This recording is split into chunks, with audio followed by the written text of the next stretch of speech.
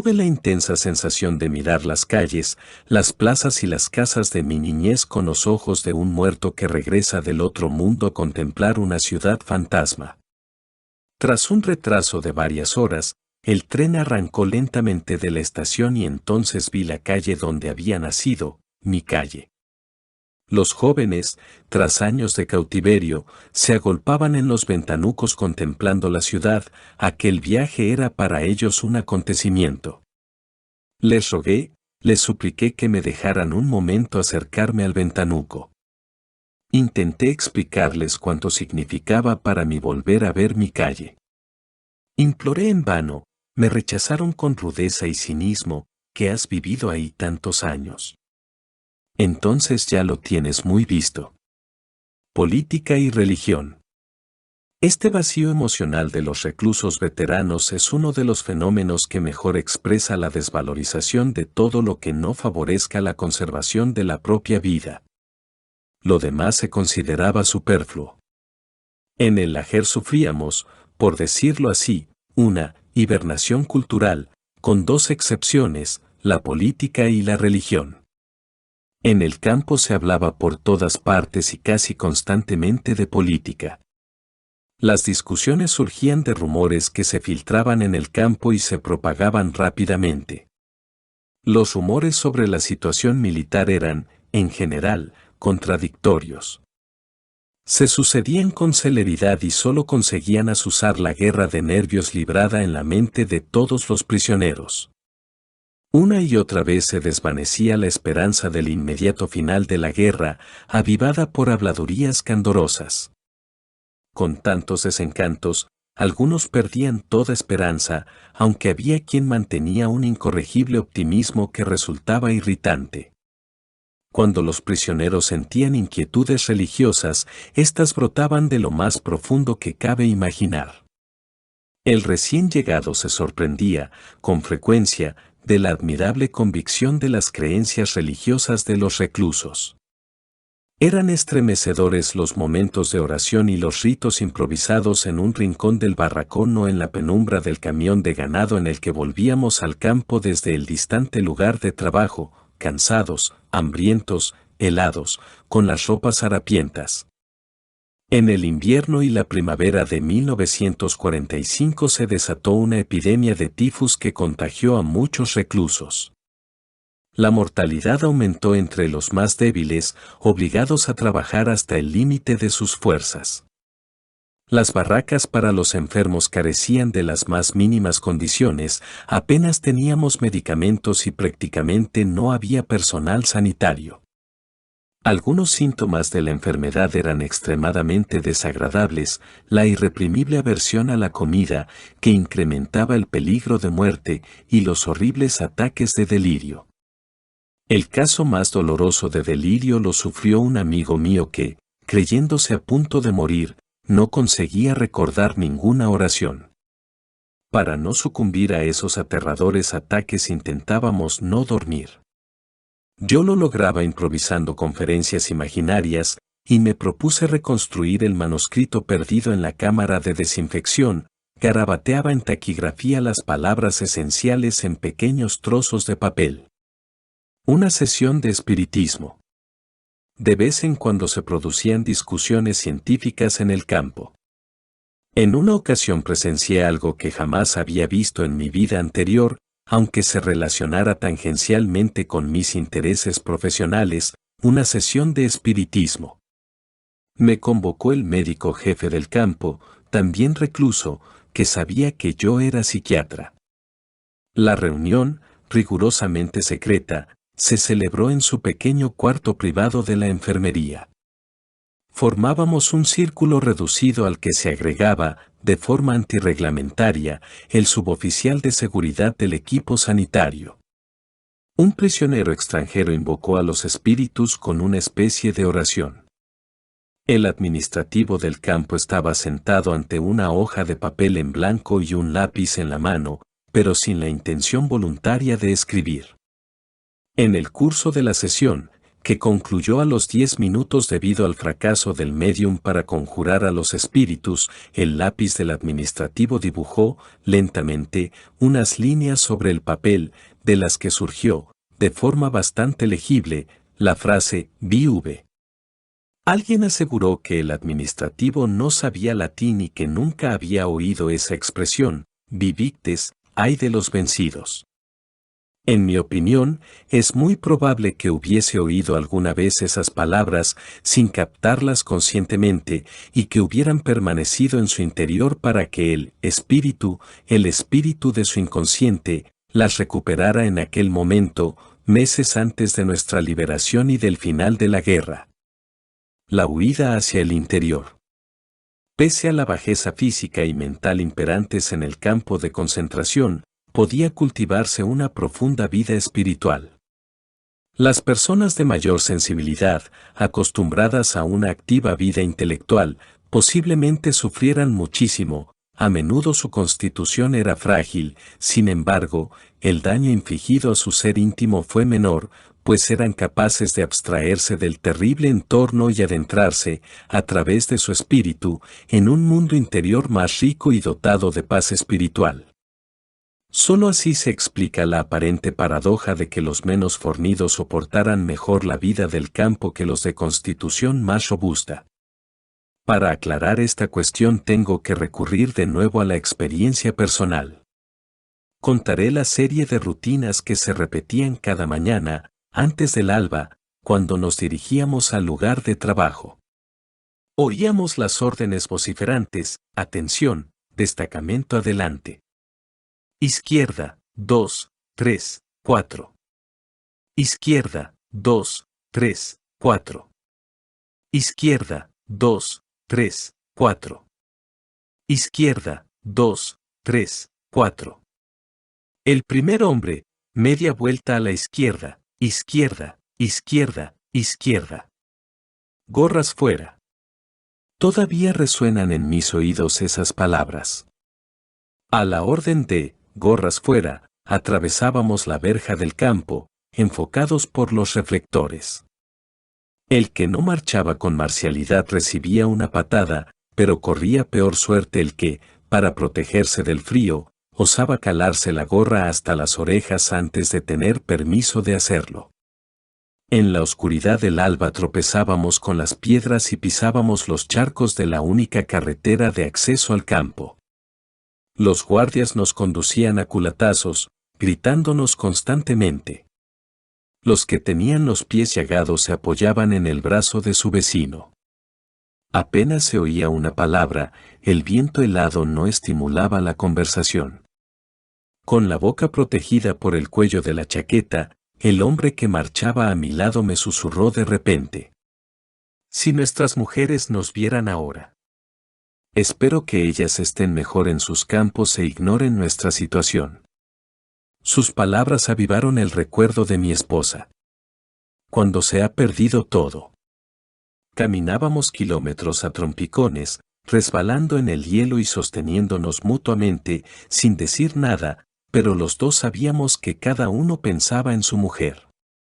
Yo levantaba de vez en cuando la vista al cielo y veía diluirse las estrellas en el primer albor rosáceo de la mañana, tras una oscura franja de nubes. Pero mi mente se aferraba a la imagen de mi mujer, a quien imaginaba con asombrosa nitidez. La vi contestándome, sonriéndome con su mirada franca y alentadora.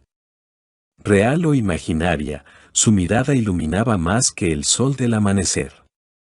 En ese estado de embriaguez un pensamiento vino a mi mente: comprendía, por primera vez, la verdad contenida en las canciones de los poetas y proclamada como el conocimiento supremo por tantos pensadores: el amor es la meta última y más alta a la que puede aspirar el hombre. Percibí entonces, en toda su profundidad, el significado del mayor secreto que la poesía, el pensamiento y las creencias intentan comunicar: la salvación del hombre consiste en el amor y pasa por el amor.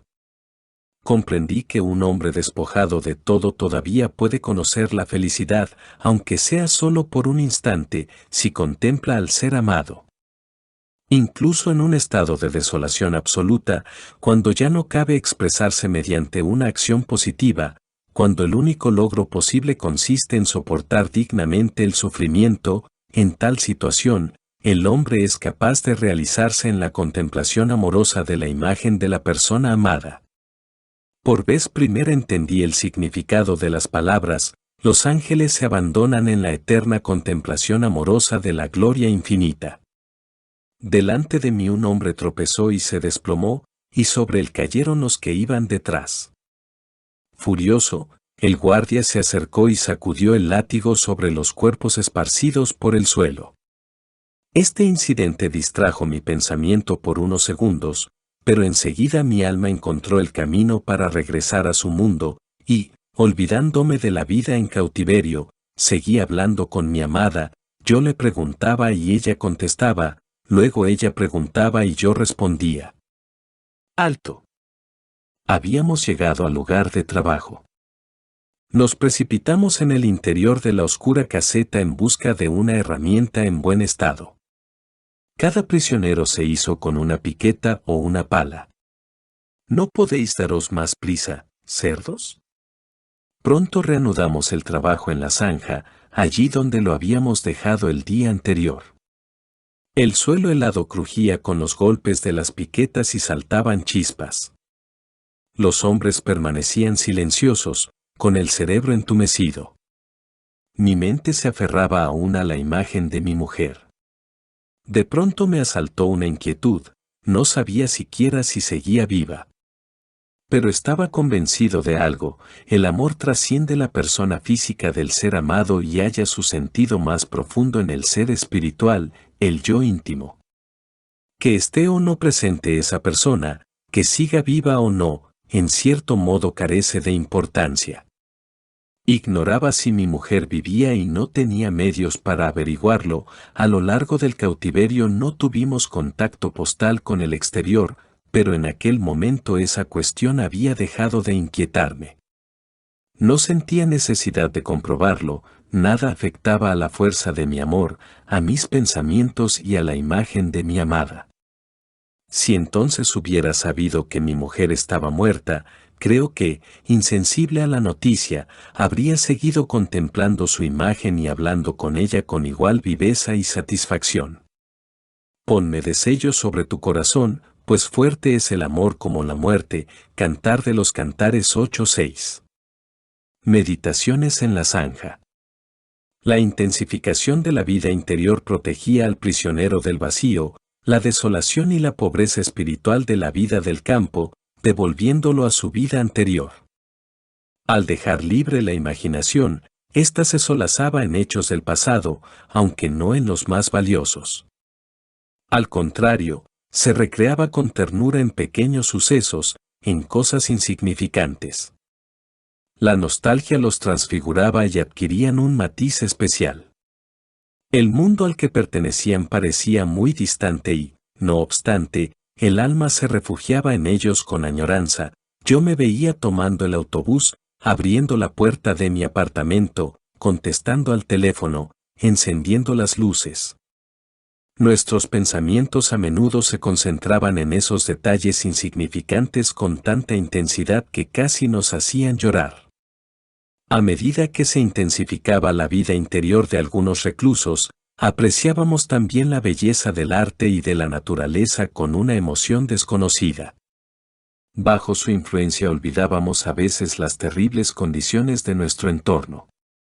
Si en el trayecto de Auschwitz a un campo de Baviera alguien hubiera visto, asomados a los ventanucos de los vagones del tren, nuestros rostros radiantes al contemplar las cimas de las montañas de Salzburgo, refulgentes por la puesta de sol, no habría creído que fuésemos hombres que habían perdido toda esperanza de vida y libertad. A pesar de ello, o tal vez precisamente por ello, nos maravillaba la belleza de la naturaleza, de la que nos privó tanto tiempo el cautiverio. Incluso sucedía que, en pleno trabajo, un prisionero atraía la atención de su compañero señalándole un resplandeciente crepúsculo tras las altas copas de los bosques bávaros, como en la famosa acuarela de Durero, en los mismos bosques donde construíamos un enorme almacén secreto de munición. Una tarde, de vuelta en los barracones, ya tumbados en el suelo por el cansancio, con el cuenco de sopa entre las manos, entró de pronto un compañero que nos urgía a salir a contemplar una maravillosa puesta de sol. Allí, de pie, vimos hacia el oeste un cielo plagado de nubes que variaban de forma y color, del azul acero al rojo bermellón. Esa luminosidad contrastaba con la hiriente desolación grisácea de los barracones y del suelo fangoso, cuyos charcos reflejaban aún el resplandor del cielo. Luego, tras unos minutos de silenciosa emoción, un prisionero dijo: «Qué hermoso podría ser el mundo». Monólogo al amanecer. En otra ocasión, mientras cavábamos una zanja, el amanecer proyectaba una luz grisácea. Gris el cielo y gris la nieve, bañada por la luz del alba, grises los harapos, que malamente cubrían los cuerpos de los prisioneros, y grises sus rostros. Mientras trabajaba, mi imaginación hablaba con mi mujer, o acaso quería escudriñar la razón de mi sufrimiento, de mi lenta agonía. En una violenta protesta contra lo inexorable de la muerte inminente, sentí que mi espíritu atravesaba todo el gris circundante, que trascendía ese mundo desesperado, y en algún lugar oí un victorioso sí, en respuesta a mi pregunta sobre si finalmente la vida tenía sentido. En ese momento se encendió una luz en una granja lejana, recortada en el horizonte como una pincelada de color, radiante en aquel amanecer grisáceo en Baviera. Et lux in tenebris lucet. Y la luz brilla en medio de la oscuridad. Estuve muchas horas despedazando la tierra helada. El guardia pasaba junto a mí y me insultaba, pero yo seguía hablando con mi amada. La sentía a mi lado cada vez con mayor intensidad. Tenía la sensación de que podía tocarla, que si extendía la mano alcanzaría la suya. Una sensación extraordinariamente viva, ella estaba realmente ahí. En ese preciso instante, un pájaro se posó justo delante de mí, sobre el montón de tierra extraído de la zanja, y me miró fijamente. Arte en el campo. Unos párrafos atrás he hablado del arte. ¿Hay algo parecido en un campo de concentración? Depende de lo que se entienda por arte. De vez en cuando se improvisaba algo parecido a un espectáculo de cabaret. Se despejaba temporalmente un barracón, se apiñaban unos bancos y se planeaba un programa. Allí iban por la noche los privilegiados, los capos y los que no tenían que realizar largas marchas fuera del campo. Se reían, lloraban, alborotaban un poco, cantaban, recitaban poemas, contaban chistes que satirizaban la vida del campo, con la exclusiva finalidad de ayudar a olvidar, y lo conseguían. El espectáculo tenía tanto éxito que incluso algún prisionero común asistía a la función, a pesar de que podía perderse el escuálido rancho diario y estar agotado. Al principio del internamiento nos permitían reunirnos en un cuarto de máquinas a medio construir para saborear durante media hora, el tiempo de descanso, la ración de sopa, aguachirle que pagaba la empresa constructora. Al entrar, cada uno recibía un cucharón de esa sopa aguada, mientras la sorbíamos con avidez. Un prisionero italiano, encaramado en una cuba, entonaba arias italianas, su buena voz era envidiable. Disfrutábamos enormemente el recital, y el italiano se garantizaba una ración doble del fondo, del perol, es decir, con guisantes. En el campo se premiaba no solo el entretenimiento, sino también el aplauso.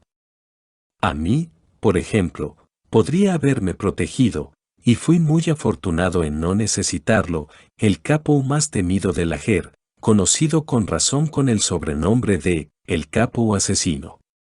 Sucedió así: una tarde tuve el gran honor de ser invitado otra vez al cuarto donde había tenido lugar la sesión de espiritismo. Se habían reunido los mismos amigos íntimos del médico jefe y, de nuevo, de forma antirreglamentaria, el suboficial de seguridad del equipo sanitario. Entró por casualidad el capo asesino y le pidieron que nos recitara alguno de sus poemas, tristemente célebres en el campo. No se hizo rogar. Sacó de inmediato una libreta y leyó algunos fragmentos de su arte literario. Me mordía los labios hasta sangrar para no reírme al escuchar sus poemas de amor. Posiblemente ese esfuerzo me salvó la vida. Aplaudí con adulador entusiasmo. Esto podía suponer un trato de favor si era asignado su cuadrilla, a la que ya un día me habían destinado, y me había bastado con aquella experiencia. Resultaba útil, en todo caso, que el capo asesino lo conociera a uno desde una perspectiva favorable. Por tanto, aplaudía con todas mis fuerzas.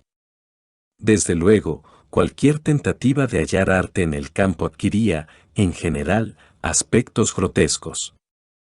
La sensación artística, me parece, surgía del fantasmagórico contraste entre lo chusco del espectáculo y la desolación de la vida en el campo como telón de fondo. Nunca olvidaré que en la segunda noche en Auschwitz la música me despertó de un sueño profundo. El vigilante del barracón celebraba una especie de fiestecilla en su cuarto, cerca de nuestra puerta. Voces achispadas tarareaban conocidas canciones.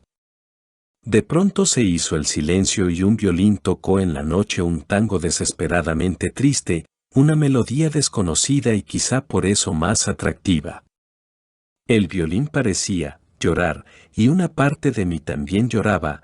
Aquel día alguien cumplía 24 años, alguien que dormía en algún lugar de Auschwitz, tal vez solo a unos cientos de metros de mí, y aún así por completo inalcanzable. Ese alguien era mi mujer. El humor en el campo. El descubrimiento de algo parecido al arte en un campo de concentración sin duda sorprenderá, pero aún más sorprendente es que allí también hubiera sentido del humor, claro que un humor apagado y de escasa duración. El humor es otra de las armas del alma en su lucha por la supervivencia. Es sabido que el humor, más que cualquier otra cosa en la existencia humana, proporciona el distanciamiento necesario para sobreponerse a cualquier situación, aunque sea un instante. Yo mismo aleccioné a un amigo y colega, junto al cual trabajé durante semanas, a desarrollar su sentido del humor.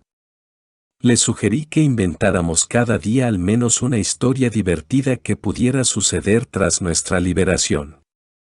El hombre era un cirujano que había trabajado en el equipo de un gran hospital. Intenté arrancarle una sonrisa representando su actuación profesional al reincorporarse a su antiguo puesto sin haber olvidado aún las costumbres adquiridas en el campo. A pie de obra, y en especial si el supervisor hacía su ronda, el capataz nos forzaba a trabajar más rápido al grito de ¡acción! ¡Acción! Así que le dije a mi amigo, un día estarás en el quirófano operando a un paciente de peritonitis. Y un enfermero entrará de pronto anunciando la llegada del director del equipo de cirugía. Acción. Acción. ¡Que viene el jefe! Otros imaginaban escenas divertidas en el ansiado futuro en libertad. Por ejemplo, en una cena de cierto relumbre social, olvidarían la buena educación y le rogarían a la anfitriona que le sirviera de la sopa una cucharada del fondo, como pedían cada noche al capo de turno. Los intentos por desarrollar el sentido del humor y ver la realidad bajo una luz humorística constituyen una especie de truco que aprendemos en el arte de vivir. Incluso es posible practicarlo en un campo de concentración, aunque el sufrimiento sea omnipresente. Se podría explicar de esta forma: el sufrimiento humano actúa como un gas en una cámara vacía, el gas se expande por completo y regularmente en el interior, con independencia de la capacidad de la cámara. Análogamente, el sufrimiento, sea fuerte o débil, ocupa el alma y toda la conciencia del hombre. De ahí se deduce que el tamaño del sufrimiento humano es relativo. Y a la inversa, el hecho más insignificante puede generar las mayores alegrías. Sirva de ejemplo lo que nos sucedió en el viaje de Auschwitz a un campo filial de Dachau. Todos temíamos que nos fueran a trasladar a Mauthausen.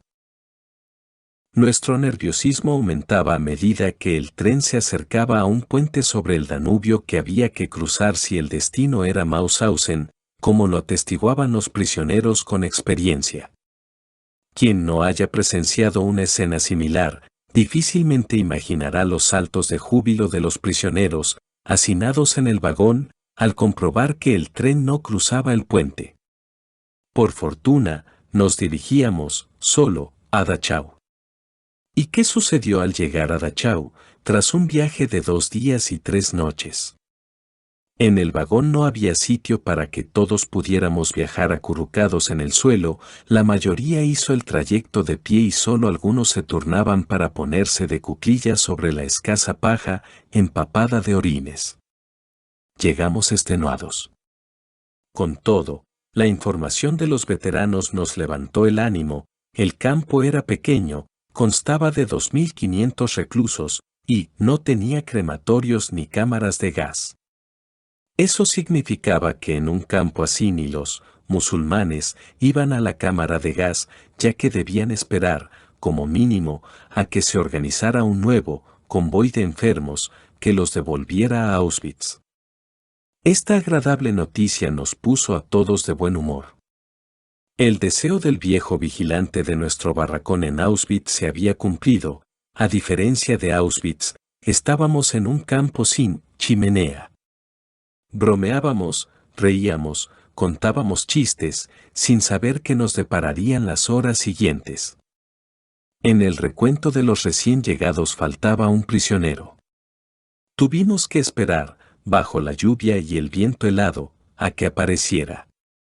Lo encontraron finalmente dormido en un barracón, abatido por el cansancio. En represalia, ese recuento se convirtió en castigo, estuvimos de pie, a la intemperie, toda la noche hasta la mañana siguiente, helados y calados hasta los huesos, después de un viaje agotador. Y aún así nos sentíamos todos muy contentos. Estábamos en un campo sin chimenea y lejos de Auschwitz. ¿Quién fuera un preso común? En otra ocasión pasó cerca de nuestro lugar de trabajo un grupo de convictos. Con qué claridad comprendimos la relatividad del sufrimiento humano. Cómo envidiábamos a estos presos por su vida relativamente ordenada, segura, higiénica y feliz. Quizás se bañaban con cierta frecuencia, pensábamos con tristeza. Seguramente disponían de cepillos de dientes, de ropa, de un colchón para cada uno, y el correo les traía cada mes noticias de los suyos, o al menos sabían si estaban vivos o muertos. Nosotros, en cambio, hacía mucho tiempo que no teníamos ninguna de esas cosas. Envidiábamos incluso a aquellos de los nuestros que trabajaban en una fábrica cubierta, al abrigo de la lluvia y el viento. Todos ansiábamos cualquier privilegio, pues la escalera de la suerte tenía muchos peldaños. Por ejemplo, entre los destacamentos que trabajaban fuera del campo, en uno de ellos estaba yo, había unidades que se consideraban peores que otras. Se envidiaba al que no tenía que chapotear en la húmeda y fangosa arcilla de una pendiente, mientras vaciaba durante 12 horas las artesas del ferrocarril. La mayoría de los accidentes diarios se producían en esa tarea, y con frecuencia eran mortales. En otras cuadrillas los capataces seguían la tradición, al parecer local, de propinar a los prisioneros golpes a diestro y siniestro, lo que nos hacía envidiar la relativa suerte de no estar bajo su mando, o de estarlo solo temporalmente. Una vez, debido a una fatalidad, me incluyeron en ese grupo. Si no fuera porque una alarma aérea nos obligó a dejar el trabajo después de las primeras 2 horas, durante las cuales el capataz se ensañó especialmente conmigo, y a reagruparnos pasado un tiempo, creo que habría regresado a Lager en una de las camillas que transportaban a los muertos y los moribundos, casi siempre por fatiga extrema. Nadie puede imaginar el alivio que, en semejante situación, produce el sonido de la sirena, ni siquiera el boxeador que ha oído la campana del final del asalto y que, en el último instante, gracias a ella se salva de ser noqueado. Suerte es lo que uno no padece. Agradecíamos el alivio más insignificante. Nos conformábamos con tener tiempo para despiojarnos antes de ir a la cama, lo que no era ningún placer, pues había que estar desnudo en un barracón con carámbanos colgando del techo. Nos contentábamos si durante la operación no sonaba la alarma aérea y la luz no se apagaba. Pues en la oscuridad era imposible despiojarse y no hacerlo suponía pasar la noche en vela. Los escasos placeres de la vida del campo no constituían sino una especie de felicidad negativa, la ausencia de dolor, en expresión de Schopenhauer, por tanto, eran una alegría relativa. Los placeres positivos escaseaban, incluso los más pequeños. Recuerdo haber confeccionado un día una especie de contabilidad de los placeres diarios, y haber llegado a la conclusión de que en varias semanas había experimentado solo 2 momentos placenteros. Uno sucedió a la vuelta del trabajo, cuando fui admitido en el barracón de cocina, tras una larga espera, y asignado a la fila que atendía a F, el cocinero prisionero. Detrás de las enormes cacerolas, F servía la sopa con endiablada rapidez en los cuencos que le presentaban los prisioneros.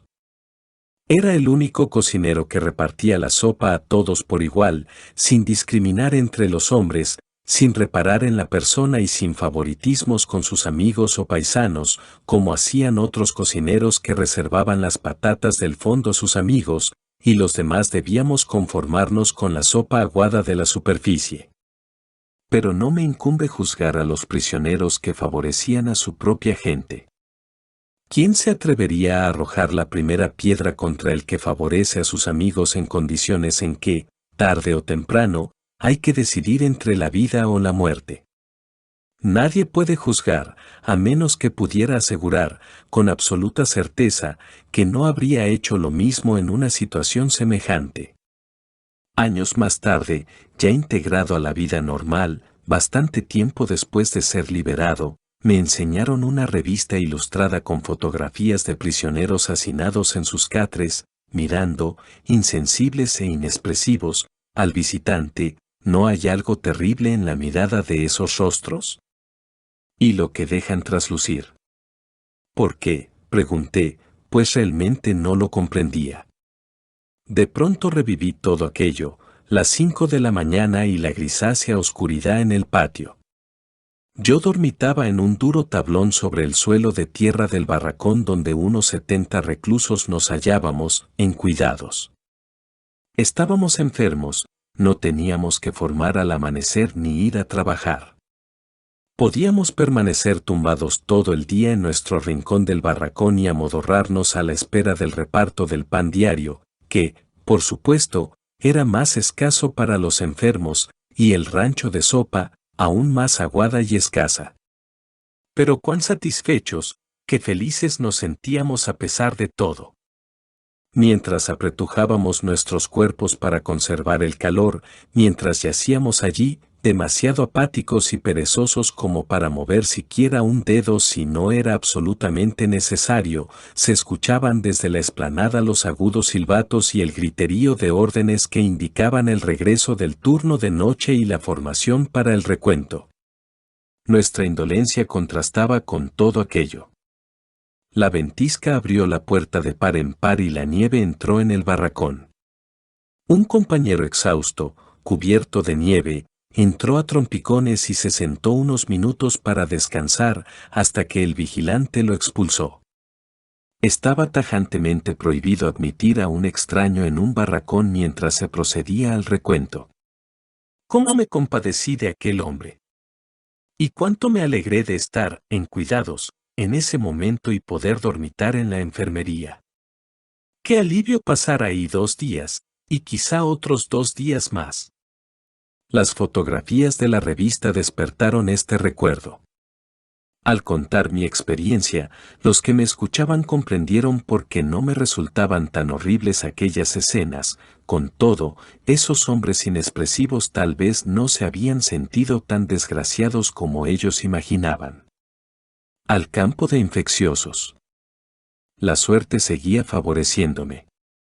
Al cuarto día de mi estancia en la enfermería, a punto de ser destinado al turno de noche, lo que supondría una muerte segura, el médico jefe entró apresuradamente en el barracón y me instó a que me presentara como voluntario para tareas médicas en un campo con enfermos de tifus. Contra el criterio de mis amigos, y consciente de que casi ningún colega se ofrecía, decidí acudir como médico. Sabía que, dada mi debilidad física, en una cuadrilla moriría en poco tiempo, pero ya que tenía que morir, al menos que mi muerte tuviera algún sentido. Me parecía más sensato intentar ayudar a mis compañeros como médico que vegetar o perder la vida como el trabajador inútil que era entonces. Para mí era una simple cuestión matemática, no un sacrificio. Tiempo después me enteré de que, en secreto, el suboficial del equipo sanitario había ordenado dejar, en cuidados, a los 2 médicos voluntarios hasta su traslado al campo de infecciosos. Teníamos un aspecto tan demacrado que seguramente temía enviar, no 2 médicos, sino un par de cadáveres más. Ya he dicho que para nosotros carecía de interés cuanto no se relacionara con la preocupación inmediata por la supervivencia personal y la de los amigos. Todo se supeditaba a ese fin. La supervivencia absorbía la personalidad hasta provocar un torbellino mental que ponía en duda la jerarquía de valores que había sostenido al prisionero antes del internamiento. Influido por un entorno que no reconocía la vida y la dignidad humanas, que despojaba al hombre de voluntad y lo reducía a carne de exterminio, no sin antes exprimir sus fuerzas al máximo, la persona acababa por perder sus principios morales. Si en un supremo esfuerzo por conservar la dignidad, el prisionero no luchaba por mantener sus principios, terminaba por perder la conciencia de su individualidad, un ser con mente propia, con voluntad e integridad personal, y se consideraba una simple fracción de una enorme masa de gente, la vida descendía al nivel animal.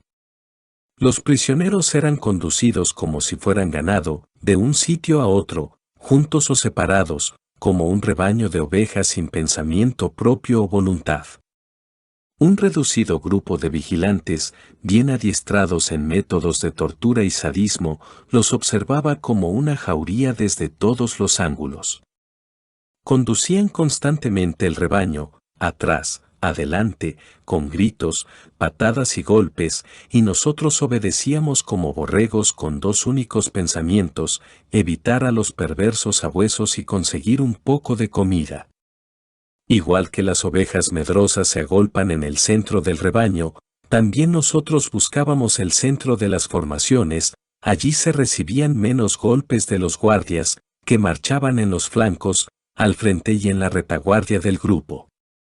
Y a la vez ir en el centro nos protegía del frío y del viento, de modo que el afán de disolverse en la multitud literalmente suponía una maniobra para salvar el pellejo. Una maniobra que, a la hora de formar, ejecutábamos automáticamente, pero en otros momentos era también una acción consciente, suscitada por la ley del instinto de conservación del ajer, no llamar la atención. Hacíamos lo imposible para no llamar la atención de las SS. Añoranza de soledad. Por supuesto, había momentos en que era necesario alejarse de la aglomeración.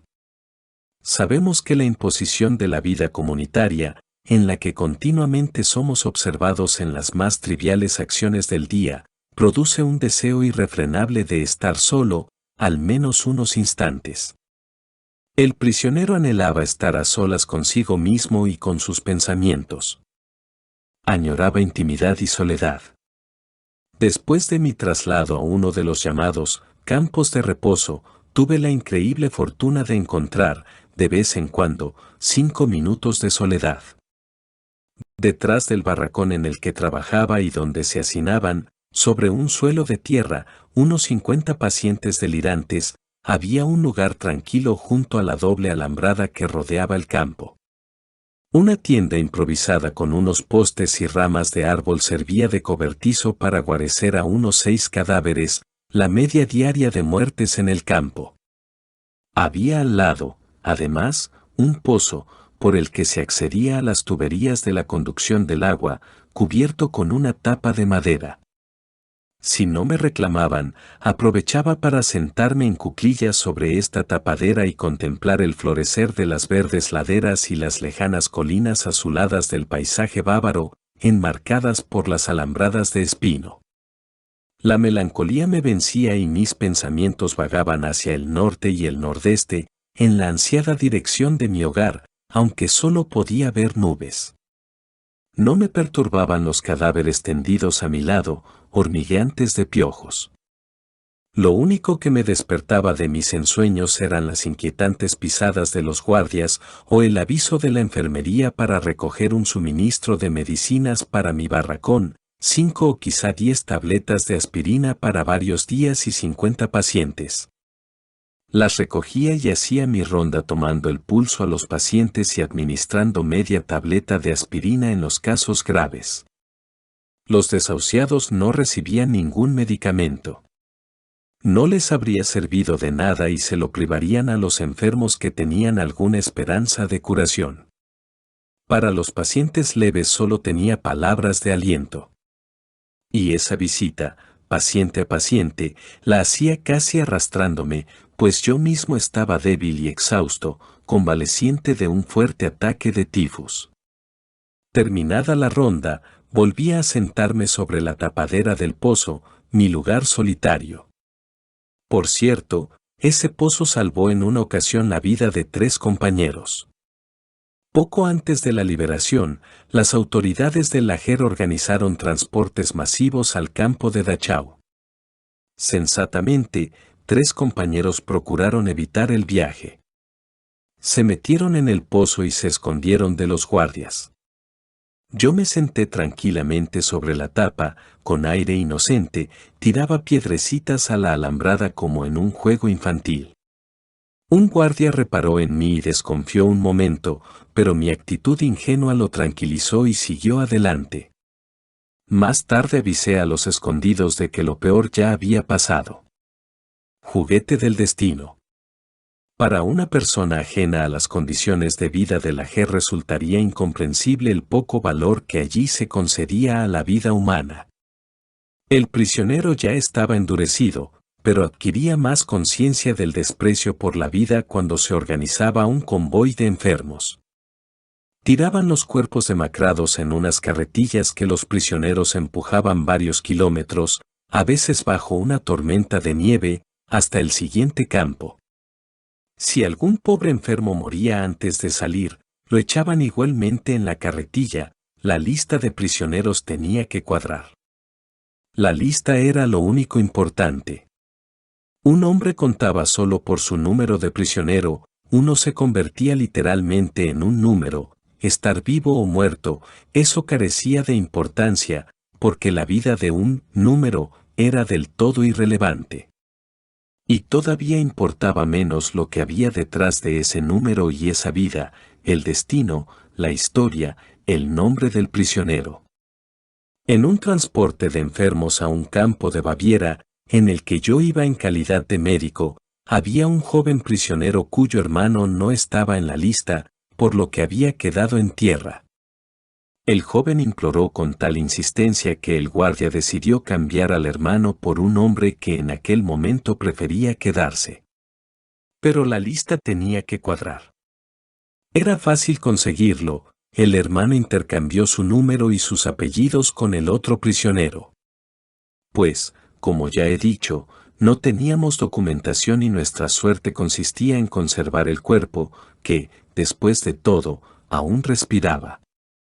Las cosas de nuestro alrededor poco nos interesaban, como los harapos que cubrían nuestros cuerpos macilentos, pero cobraran utilidad cuando se organizaban transportes de enfermos, se examinaba con interés y sin ningún disimulo a los musulmanes, que partían para comprobar si sus abrigos o zapatos eran mejores que los propios y, en tal caso, cambiárselos.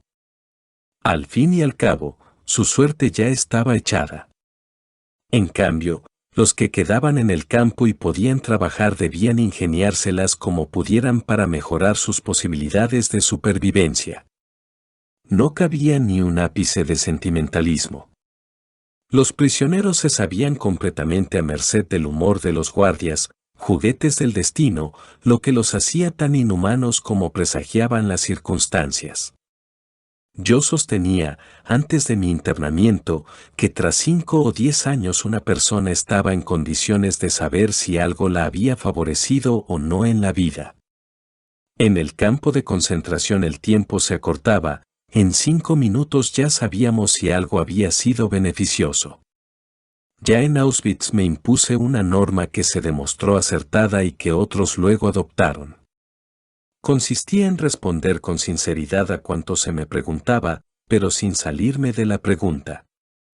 Si me preguntaban la edad, la decía; si deseaban conocer mi profesión, decía, médico, sin más explicaciones. En la primera mañana en Auschwitz, un oficial de las SS asistió a la revista. Nos ordenaron agruparnos siguiendo diferentes criterios: prisioneros de más de 40 años, de menos de 40, trabajadores del metal, mecánicos, etc. A continuación, examinaron si teníamos hernias, y con algunos formaron un grupo aparte. El mío fue conducido a otro pabellón, donde nos alinearon de nuevo. Tras otra selección y después de nuevas preguntas sobre mi edad y profesión, me incluyeron en un grupo muy reducido. De nuevo nos condujeron a otro pabellón y nos agruparon de forma diferente. Este proceso se alargó bastante tiempo y, al verme rodeado de extranjeros que hablaban idiomas para mí ininteligibles, comencé a sentirme desasosegado. Por fin pasé la última revisión y volví a encontrarme con los compañeros del primer barracón. Ellos no se habían percatado de que yo había deambulado de pabellón en pabellón. Pero yo sí fui consciente de que en ese tiempo me había cruzado con destinos diferentes. Cuando se organizó el mencionado traslado de los enfermos al campo de reposo, incluyeron mi nombre, es decir, mi número, porque necesitaban algunos médicos. Nadie creía que el final del trayecto fuera realmente un campo de reposo. Estábamos al tanto de sus artimañas. Semanas antes se había organizado un traslado similar, y ya entonces sospechábamos que los deportados habían acabado en la cámara de gas. La incredulidad era tal que, cuando se anunció que serían borrados de la lista del traslado quienes se presentaran voluntarios para el temido turno de noche, de inmediato se ofrecieron 82 prisioneros. 15 minutos más tarde se canceló el transporte y los 82 prisioneros quedaron inscritos en el turno de noche. Para la mayoría supuso la muerte en los siguientes 15 días. La última voluntad aprendida de memoria. Era la segunda vez que se organizaba un transporte a un campo de reposo. No nos fiábamos, y no podíamos saber si se trataba de un estratagema para explotar a los enfermos hasta el último aliento, aunque duraran solo 14 días, o si terminarían en la cámara de gas o en un verdadero campo de reposo. Todo resultaba insidiosamente intrigante. El médico jefe, que me había tomado afecto, me comentó cautelosamente una noche, a las 10 menos cuarto. He dicho en la oficina que aún se puede borrar tu nombre de la lista. Tienes hasta las 10 para solicitarlo. Le contesté amistosamente que ese proceder no iba conmigo. Había aprendido a dejar que el destino siguiera su curso. Prefiero quedarme con mis amigos enfermos, le contesté. Asomó en sus ojos un brillo de piedad, como si supiera. Me estrechó la mano en silencio, a modo de adiós, no para la vida, sino desde la vida. Volví despacio a mi barracón, donde un buen amigo me estaba esperando. ¿Quieres de verdad irte con ellos?, me preguntó, compungido. Sí, voy a ir. Se le saltaron las lágrimas. Intenté consolarlo y le expresé mi última voluntad. Escucha, Otto, si no regreso a casa con mi mujer y tú la vuelves a ver, dile, en primer lugar, que hablábamos de ella todos los días, a todas horas. Recuérdalo. En segundo lugar, dile que la he amado más que a nadie en el mundo. Y, en tercer lugar, que el breve tiempo de felicidad de nuestro matrimonio me ha compensado de todo, incluso del sufrimiento que aquí hemos tenido que soportar. ¿Dónde estás ahora, Otto? ¿Estás vivo? ¿Qué ha sido de ti desde esa última hora que lloramos juntos? ¿Has encontrado a tu mujer? ¿Recuerdas que te hice memorizar, palabra por palabra, mi testamento, a pesar de tus lágrimas de niño? A la mañana siguiente partí con el transporte. En esta ocasión no era ningún truco. Llegamos a un campo de reposo, no a una cámara de gas. Los que me habían compadecido se quedaron en un campo donde el hambre se ensañaría con ellos con una fiereza mayor que en el nuevo campo. Habían querido salvarse, pero firmaron su sentencia de muerte. Meses después, tras la liberación, encontré a un amigo, vigilante de aquel campo. Me contó que, a los pocos días de mi marcha, le ordenaron buscar un trozo de carne humana, robada, de un montón de cadáveres. Lo encontró cociéndose en un puchero. En aquel campo, de cuyo ulterior infierno me había escapado a tiempo, había hecho su aparición el canibalismo. ¿No recuerda esto el viejo cuento Muerte en Teherán? Un persa rico y poderoso paseaba un día por el jardín con uno de sus criados. Este estaba compungido porque acababa de ver a la muerte, que lo había amenazado. El criado suplica a su amo que le preste un caballo veloz para huir a Teherán, a donde podía llegar esa misma noche. El amo accede y el sirviente se aleja al galope. Al regresar a casa, el amo se encuentra con la muerte y le pregunta: ¿por qué has asustado y amenazado tanto a mi criado? No lo he amenazado. Me ha sorprendido verlo aquí, cuando tengo que encontrarme esta noche con él en Teherán, respondió la muerte. Planes de fuga. El prisionero de un campo de concentración padecía un miedo atroz a tomar decisiones o a tener cualquier tipo de iniciativa. Era la consecuencia de sentirse un juguete del destino, como si no pudiera interferir en el curso ya marcado. Añádase a eso la apatía que paralizaba el ánimo del prisionero. No obstante, de vez en cuando era necesario tomar rápidas decisiones que podían significar la vida o la muerte, aunque el prisionero prefería que el destino eligiera por él. Esta tendencia a evitar la responsabilidad se manifestaba especialmente cuando al recluso se le presentaba la oportunidad de evadirse. ¿Debía fugarse o no? Había que reflexionar y decidir en escasos minutos, siempre era cuestión de minutos, y eso suponía una inconcebible tortura. Tenía que intentar escapar. ¿Valía la pena correr ese riesgo? También yo experimenté ese tormento. Tuve la oportunidad de escapar cuando se acercaba el frente de batalla. Un médico amigo, encargado de visitar los barracones fuera del campo, quería evadirse y llevarme con él. Me sacaría del campo con el pretexto de que un enfermo grave necesitaba la atención de un especialista. Una vez fuera, un miembro de la resistencia extranjera nos facilitaría uniformes, documentos y alimentos. A última hora surgieron dificultades técnicas y nos vimos obligados a volver al Lajer. La intentona nos surtió de algunas provisiones, unas pocas patatas podridas, y de una mochila para cada uno. Entramos en un barracón vacío de la sección de mujeres, a quienes habían evacuado a otro campo. El barracón era un caos, parecía que las mujeres habían conseguido víveres y habían escapado. Por todas partes había desperdicios, jirones de ropa, paja, alimentos podridos y loza rota. Algunos tazones aún estaban en buen estado y nos hubieran servido, pero preferimos dejarlos.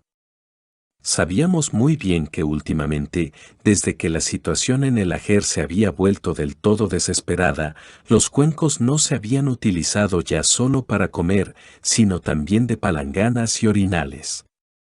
En el campo regía una norma inflexible que prohibía tener cualquier tipo de utensilio en el barracón. No obstante, algunos prisioneros tenían que incumplirla, en especial los afectados de tifus, demasiado débiles para salir al chamizo a hacer sus necesidades, aun con ayuda. Mientras yo vigilaba, mi amigo entró en el barracón y al rato salió con una mochila bajo la chaqueta. Había visto otra en el interior del barracón y yo debía ir a buscarla. Esta vez él vigiló y yo entré. Al escarbar en aquella basura encontré la mochila y, para mi gran sorpresa y satisfacción, incluso un gastado cepillo de dientes, pero, de pronto, entre los objetos abandonados vi el cadáver de una mujer. Entonces volví corriendo a mi barracón e hice acopio de mis posesiones, mi cuenco, un par de mitones rotos, herencia, de un paciente muerto de tifus y unos cuantos recortes de papel con signos taquigráficos, en los que, como ya he mencionado, había empezado a recomponer el manuscrito perdido al entrar en Auschwitz. Hice una última visita a mis pacientes, que yacían hacinados a ambos lados del barracón, sobre camastros de madera carcomida. Me acerqué a un paisano mío, agonizante, cuya vida me había empeñado inútilmente en salvar. Debía guardar la máxima discreción sobre mi intento de fuga, pero el enfermo debió intuir algo, quizá notó mi nerviosismo. Con voz cansada me preguntó, ¿tú también te vas? Lo negué, aunque me costaba eludir su triste mirada. Al terminar la ronda volví a su lado. Sentí otra vez su triste mirada y algo semejante a un reproche. Eso hizo que se agudizara en mí la desapacible inquietud que me oprimía el corazón desde que había resuelto evadirme del campo con mi amigo. De repente decidí, por una vez, sobreponerme a mi destino. Salí a toda prisa y le dije a mi amigo que no podía irme. Tan pronto como expresé la resolución de quedarme con los enfermos, desapareció la inquietud interior. No sabía qué nos depararían los días siguientes, pero había ganado una paz interior que nunca antes había experimentado. Volví al barracón, me senté en los tablones, a los pies de mi paisano, y traté de consolarlo. Luego hablé con los demás, intentando calmar sus delirios. Y llegó el último día que pasamos en el campo. Al acercarse el frente de batalla, casi todos los prisioneros eran trasladados a otros campos. Las autoridades, los capos y los cocineros se habían esfumado. Ese día se ordenó la evacuación total del campo hasta el atardecer. Incluso los pocos prisioneros que quedaban, los enfermos, unos pocos médicos y el personal sanitario, tenían que marcharse de inmediato. Por la noche se iba a prender fuego al campo de concentración. Pero a media tarde aún no habían aparecido los camiones que debían trasladar a los enfermos. En lugar de esto, se cerraron de pronto las puertas y se intensificó la vigilancia sobre la alambrada para evitar intentos de fuga. Todo parecía indicar que se condenaba a los enfermos a perecer en el fuego. Los acontecimientos parecían cobrar un nuevo rumbo. Entonces mi amigo y yo decidimos intentar la fuga por segunda vez. Nos habían ordenado enterrar a 3 cadáveres al otro lado de la alambrada. Éramos las únicas 2 personas en el campo con fuerzas suficientes para realizar esa tarea. Todos los demás yacían en los barracones que estaban aún en uso, delirando y postrados por la fiebre. Trazamos nuestro plan. Con el primer cadáver sacaríamos la mochila de mi amigo escondida en la vieja tinaja de ropa sucia que hacía las veces de camilla y ataúd. De igual modo llevaríamos mi mochila con el segundo cadáver, y, en el tercer traslado, intentaríamos la huida. Hicimos los 2 primeros traslados según el plan previsto. Tras el segundo, mi amigo intentó conseguir algo de pan para resistir los días que pasaríamos en el bosque. Esperé. Pasaban los minutos y empezaba a impacientarme cada vez más al ver que no aparecía. Después de 3 años de cautiverio, sentía ya la maravilla de la libertad, el gozo de correr en dirección al frente. Solo más tarde nos enteramos de lo peligrosa que hubiera resultado esa fuga hacia el frente. Pero no llegamos lejos. En el mismo instante en que, al fin, mi amigo se reunió conmigo, se abrió la verja del campo de par en par y entró un flamante camión, de color aluminio, con grandes cruces rojas, que se detuvo en la explanada donde formábamos. En el camión venía un delegado de la Cruz Roja Internacional de Ginebra y el campo y sus últimos harapientos ocupantes quedamos bajo su protección. El delegado se alojó en una granja vecina para estar siempre cerca y acudir en caso de emergencia. ¿Quién pensaba ya en evadirse? Descargaron del camión cajas con medicinas, repartieron cigarrillos, nos fotografiaron y nos inundó la alegría. Ya no necesitábamos escapar para llegar al frente. Debido a nuestra excitación olvidamos el tercer cadáver. Lo sacamos y lo enterramos en la estrecha fosa cavada para los 3 cuerpos. El guardia de turno, un hombre relativamente inofensivo, de pronto se volvió extremadamente amable. Veía que las cosas estaban cambiando y trataba de ganarse nuestra simpatía, rezó con nosotros por los muertos antes de echar tierra sobre ellos. Tras la tensión y la excitación de los últimos días y las horas pasadas, en esta carrera contrarreloj contra la muerte, nuestras plegarias por la paz eran tan fervientes como las más ardorosas jamás musitadas por una voz humana. El último día en el Ajer fue un anticipo de la libertad. Pero nuestro regocijo resultó prematuro. El delegado de la Cruz Roja había asegurado que se había firmado un acuerdo para no evacuar el campo. Sin embargo, por la noche llegaron los camiones de las SS con instrucciones de despejar el campo. Los últimos prisioneros serían enviados a un campo central desde donde se los remitiría a Suiza en menos de 48 horas para ser intercambiados por prisioneros de guerra. No reconocíamos a los hombres de las SS con esa amabilidad insólita animándonos a subir sin miedo a los camiones y felicitándonos por nuestra buena suerte. Los que tenían aún fuerza se apiñaban en los camiones, se ayudaba a subir a los más débiles o enfermos, no sin dificultad. Mi amigo y yo, sin ocultar ya nuestras mochilas, íbamos en el grupo final. De ese grupo eligieron a 13 presos para completar el último camión. El médico jefe contó el número exacto, éramos 15, y nosotros 2 quedamos excluidos. Los 13 subieron al camión y mi amigo y yo nos quedamos en el campo. Sorprendidos, desilusionados y enfadados, increpamos al médico jefe, y él se excusó diciendo que la fatiga le impedía centrarse en lo que hacía. Y añadió que creía que aún queríamos fugarnos. Impacientes, nos sentamos con los otros prisioneros, con las mochilas a la espalda, esperando la llegada del último camión. Resultó una larga espera. Rendidos, nos echamos en los colchones del cuarto de guardia, ahora vacío, extenuados por la excitación de los últimos días y horas, durante los cuales fluctuábamos constantemente entre la esperanza y la desesperación. Dormimos con la ropa y los zapatos puestos, listos para el viaje. De pronto nos despertó el ruido de los rifles y los cañones. Los fogonazos de las bengalas y los disparos de los fusiles alumbraban el barracón. Entró el médico jefe y nos ordenó que nos echáramos a tierra. Un prisionero saltó sobre mi estómago desde la litera con los zapatos puestos. Vaya si me despertó. Entonces caímos en la cuenta de lo que estaba pasando, el frente estaba allí. Se detuvo el tiroteo y empezó a amanecer. En el mástil, junto a la verja del campo, una bandera blanca ondeaba al viento. Pero solo semanas después supimos que el destino había jugado, una vez más, con los prisioneros no evacuados del campo.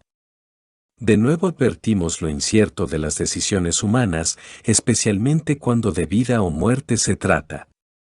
Recordé, una vez más, la historia de muerte en Teherán, pensando en los compañeros que aquella noche habían salido en camiones rumbo a la libertad.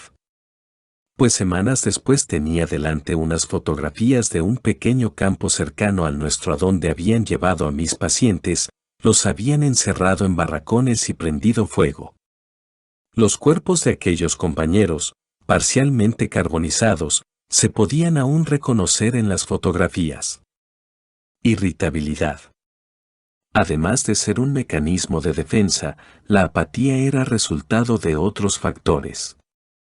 La producía el hambre y la falta de sueño, como en la vida normal, que también produce irritabilidad, otra característica de la psicología del prisionero del campo de concentración.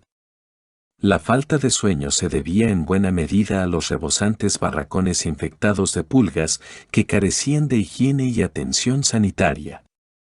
A eso había que añadir que no consumíamos cafeína ni nicotina, que habrían mitigado la apatía y la irritabilidad.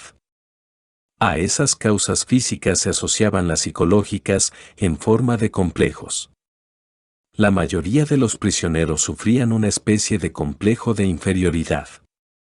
Todos habíamos sido, o creíamos haber sido, alguien, en la vida anterior al internamiento. Ahora se nos trataba como si no fuéramos nada, como si no existiéramos. La conciencia de sentirse un ser humano está tan arraigada en el espíritu que resulta imposible arrancarla incluso en las lacerantes condiciones del ajer, pero ¿cuántos hombres, libres o cautivos, la conservan? El prisionero medio se sentía horriblemente degradado. Esto se hacía evidente al observar el contraste que ofrecía la singular estructura sociológica del campo. Los prisioneros de mayor rango, capous, cocineros, intendentes y guardias, no se sentían en general degradados, como nos veíamos los demás prisioneros, al contrario, se consideraban ascendidos. Algunos hasta desarrollaban pequeños delirios de grandeza. La reacción psicológica de la mayoría, envidiosa y rencorosa ante los privilegiados, era frecuente y emergía a veces en forma de chistes maliciosos.